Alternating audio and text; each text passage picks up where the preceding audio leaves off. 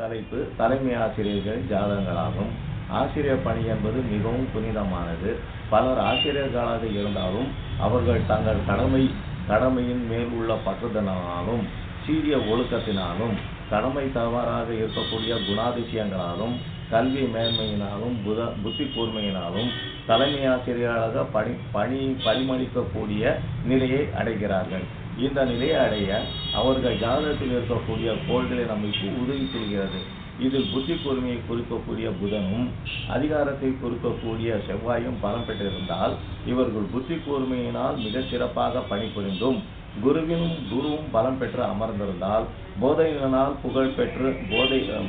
செய்வதனால் புகழ் பெற்று அதிகார பதவியை அடைகிறார்கள்.